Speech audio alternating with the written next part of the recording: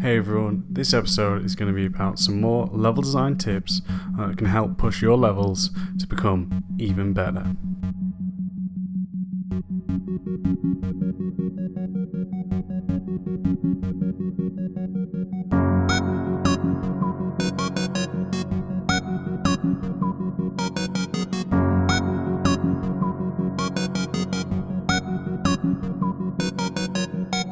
Hey everyone, I hope you're doing well playing and are making the games that you all love.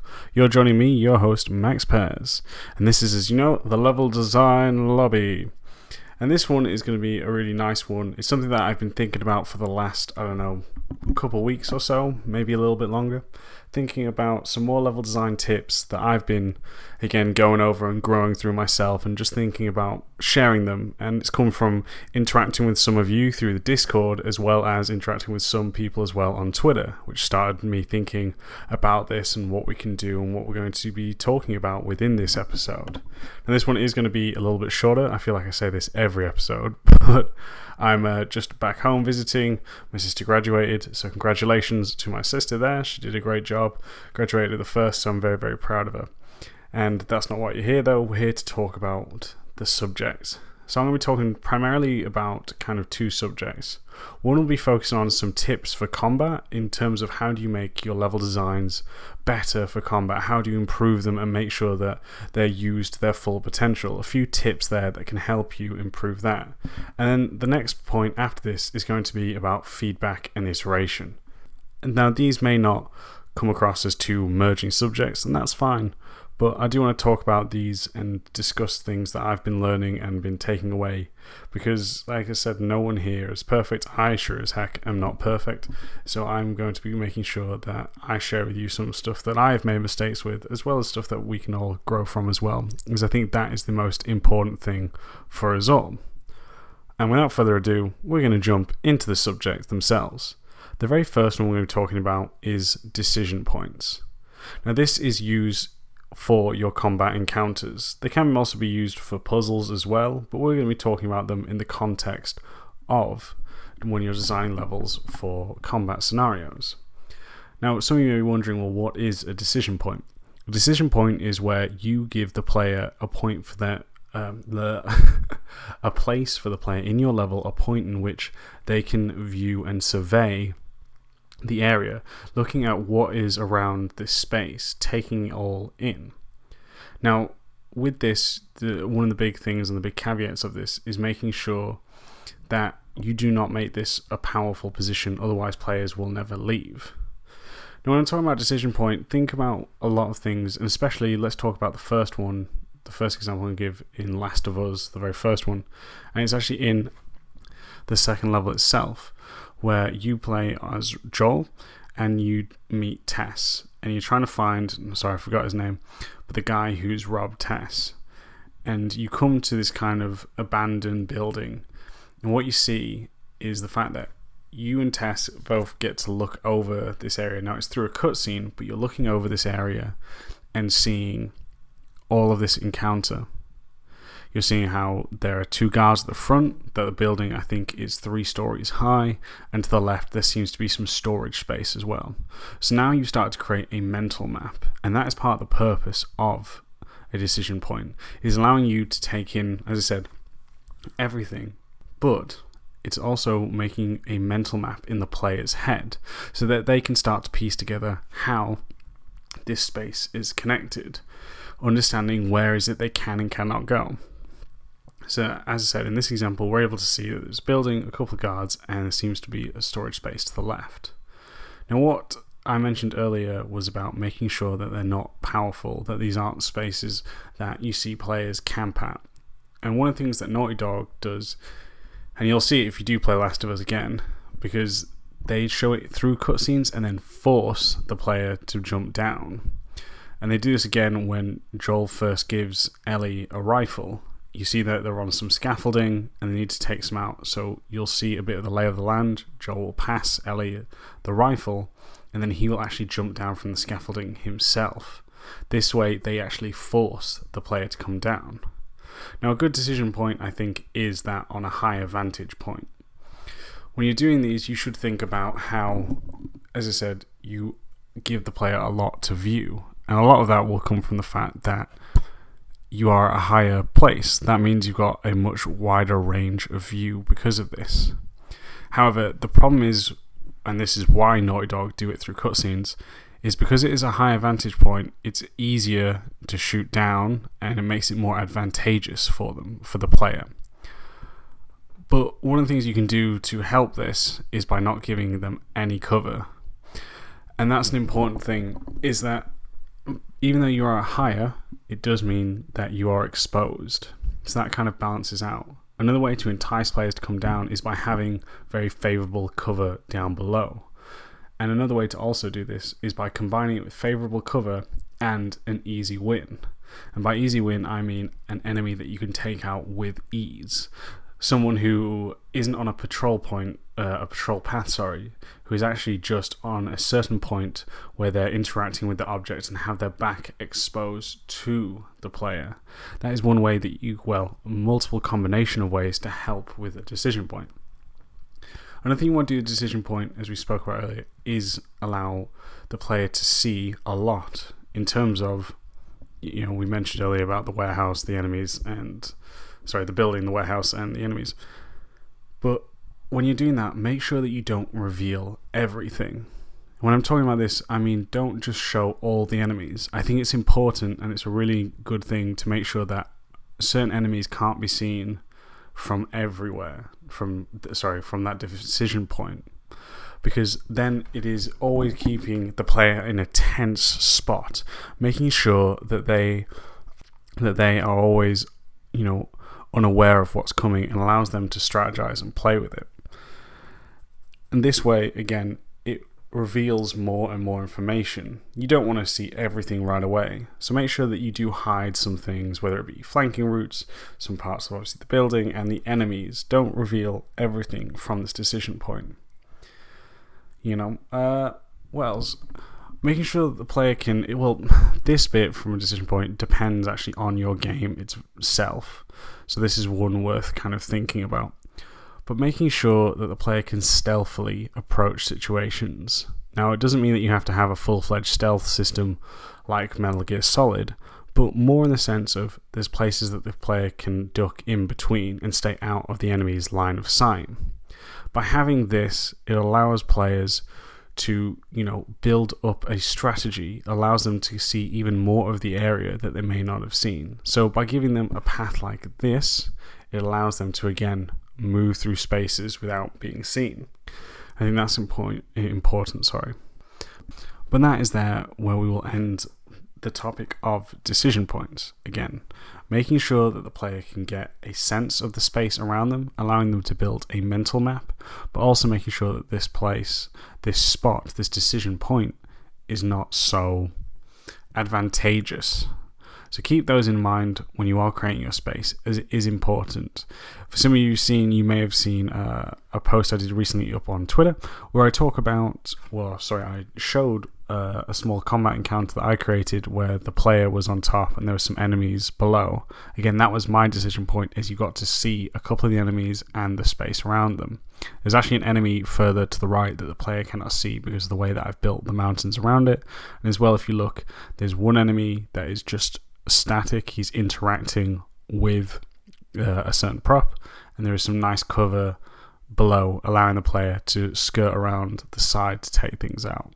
So yeah, you can see that there. And again, it is interesting how, and I know from talking to a few of the designers there that they thought it was best to do it through a cutscene because they found that not all players would jump down. But do keep in mind also that decision point doesn't need to be a raised area. It's just a common thing that allows players to see a lot. A decision point can come from different areas as well. There's an example, again, using The Last of Us, is the first time that you encounter, why have I forgotten the name? It's the clickers, thank you. Gosh, I was feeling like I knew nothing then. But it's the first time you encounter the clickers with Tess and Ellie. If you actually look, you're in this corridor, and right in front of you is another corridor, and then there's this kind of interior space with a window. Now that there is the decision point, because you can, in that corridor, you've got strong cover, and you've got an enemy just doing a simple patrol path left to right, But not only that, you can see that enemy there, but you can see through into the other space just behind it through the window, again, deciding do they want to take that out and seeing a little bit of what's further ahead of them. These sort of things, again, make a strong decision point. It's not just about a raised area. They can come in many shapes and forms. So next time you're playing a combat encounter in a game that you're enjoying, that has range combat or any sort, well, mainly range I think that they use it in. Yeah, it will mainly be range. Do take a look at these decision points before you jump into it, and keep these in mind that when you're creating your combat spaces. Love games? Love game design? We do too. So why not help us here at Level Design Lobby spread the word?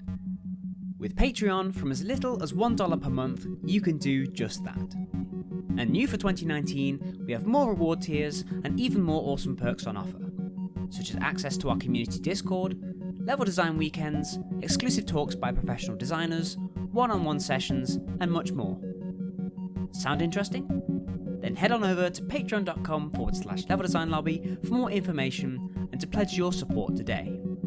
As always, we'd like to say a massive thank you to all the game gurus who've backed us so far. It's thanks to your generous support that we can continue to grow, pursue new opportunities, and bring you new, awesome, and exciting content. So thank you. And now back to our regularly scheduled program. Now with that done, we're going to move back onto feedback. Move back to feedback. That was bad. No, we're going to move on to now feedback. And some may be wondering, why am I talking about this? It's because I think it's important to understand how important feedback is. It is vital to making great levels. Feedback is something that we all need and is just so crucial no matter what level you are, whether that be senior, lead, junior, intermediate, all of that. It is important for you to gain feedback because this is how levels and work improves. I think it's important that I talk about this because I think it's not mentioned enough. Now, I've spoke about this many of times, but as you know, I did a course recently, and one of the things that I thought was really interesting about the course is we had 10 weeks, but you worked on a different project each week. And you got all this feedback at the end of the week, which I thought was great. Honestly, the feedback we got was fantastic and valuable. But you weren't always able to address it in the next week's task because the fact that the task may have been so different. Other weeks, the task could have been similar, so you could address and work on things. However, it wasn't always the case. But I want to mention this because I think part of being a level designer and part of being a very good level designer is about feedback and how you take it and move forward with that feedback. Because sometimes I think when people are playing a game or playing someone's level, and say if it's a really good one, they think that it just happened like that overnight. It didn't. The amount of iteration that goes into making a great level is a crazy amount. And that's okay because it's not just level, it's in everything. You need to iterate. It is very rare that you get something right the first time. And even if you get the broad strokes right, it doesn't mean that the details themselves are right. So I want you to really embrace the feedback and understand that most of the time when someone's giving you feedback, they're not doing it to be hurtful, and hopefully they're giving it in a good way and in a constructive way, that your work can improve because of this. Now, I think it's important though, when receiving feedback, that you actually get to talk to that person to understand, well, one, to understand their thoughts, so they don't just tell you, oh, I think you should change this, but really ask why. Why is it you'd want them to change, or ask why they think it's important that you change this factor. And also, I think it's great for you to explain your thought process as well, because sometimes it's not always clear. And that's a good thing. If you went, oh, well, I did this because I want the player to be pushed to the left. And then when someone who's reviewed your work goes, well, actually, I found that I went more to the right. But what you want to do, if you're trying to push someone to the left, this way you can get better feedback because you two are now on that same wavelength on understanding the purpose of the space and understand the area and how is it that you want the player to flow through this space. So I think that's important with it. to be able to have a dialogue with someone when you're receiving feedback, because I think it's important for you guys to go over it. Because a lot of the time that I found when getting feedback is if there's a point of, maybe disagreeing, disagreeal, I don't know if that's a word or not, but when there's a point where, maybe you two don't agree on the feedback, you can actually find a very solid middle ground, because of the fact that once you've communicated your intent and they've communicated their intent, you can kind of see how you guys can merge together and merge those points all as one.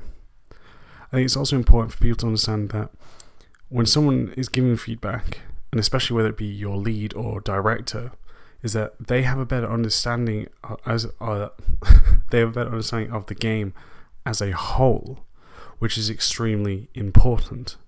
Because 9 times out of 10, when you are working on a game, say a AAA game, there's a lot of elements at play that maybe you're not aware of because the information hasn't reached you and your team, but it's still in design. So when you're getting reviewed by maybe a lead or director, as I mentioned earlier, they'll be able to know about these up-and-coming elements, or maybe understand the difficulty of the game, which you might not know yet, because it's hard to know in terms of levels, weapon damage, and all those other stats. But do listen to them, because that is an important element, and trust that they have a better understanding of how the game works than you do. Now, I don't normally give out any sort of homework, but I think it's important to do this, because it is scary and it is nerve-wracking at times to receive and to have someone look over your work. I know I get nervous regardless, but it's one of those things that's just normal. And also, just accept that your work is actually going to be better because you've had someone review your work. So, if you really want to, I'd strongly recommend, if you've got something you're working on right now, whether it be a level, mechanic, or whatever, just show it to, and it can just be a friend, but just show it to someone just for 10-15 minutes and just ask them, get some feedback. I think the more of a habit and routine you get into of someone reviewing your work, the better it is. As I said, work on those discussion skills. Talk about why they've said this about the feedback. And if they just say, oh, this is brilliant overall, don't listen to them. Get someone who will actually give you solid feedback. But yeah, work on this. I recommend doing it, because it took a while for me to get, used to be, oh, here's my work, like, oh, it's not ready yet, it's not ready. It's okay, I'll never be ready for you to want to show it, trust me. But do that, and it will be a great experience for yourself, and also you'll be building into this positive habit, this positive routine.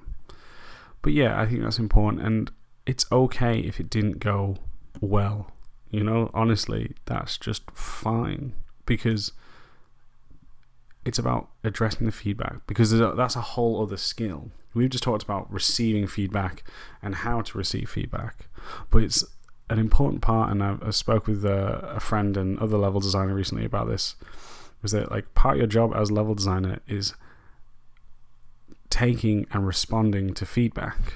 It's not just about you creating, it's also you adjusting to the feedback. And I've had levels where honestly felt like it was never going anywhere, that it was just constantly getting torn to pieces, and I've had levels that have just flown by and received brilliant praise. That's just normal, that's just part of the process. But see how you handle that feedback. I think that is the skill and a true element of a great designer, is by someone being able to take on that feedback, interpret it, and make the level better. And that doesn't always mean doing exactly what someone has said. So I would recommend doing that though. But if someone gives you some feedback on, maybe we can make this a more dangerous encounter for the player. That's not someone telling you how to do it, that's them telling you what they're looking for. Well, how do you interpret that? Is that by reducing cover, increasing enemies, by limiting such things as flanking routes towards the player, by enemies attacking from different fronts, all of these things that can help make it feel more dangerous. That is a true skill of a great level designer, someone who can take the feedback and improve it and address it. So that's why I'm asking you to do that homework as well, because I think it's important for us all to work on this. Because as I said, once you've addressed the feedback, and you've made it better, that makes you a better one, because it builds trust with who is giving you that feedback as well. Building that sort of element of, oh, I know that they listen to me and they're able to listen. So yeah, keep that in mind. And yeah, that's really the main design tips I want to give today. I hope you have found them useful, because they are some good ones in my opinion, but then I'm biased because I do the show. But that's where we're going to wrap everything up here. If you do want to reach out to me, you can so on Twitter @MaxPairs, or that is where you can receive small bite-sized level design tips from myself. As well, you can email into the show at leveldesignlobby@gmail.com. We really appreciate your kind words and questions, because we try to answer them as much as possible. And then, what else do we have? You see, I'm still rusty on wrapping shows up here. If you do want to support the show, please head over to patreon.com/leveldesignlobby. We have some great level design and even better level design tips for you amazing gurus to check out and interact with our great community. And I think that is everything there. Yep. Okay, well, everyone, take it easy. I'll catch you all next time. See ya.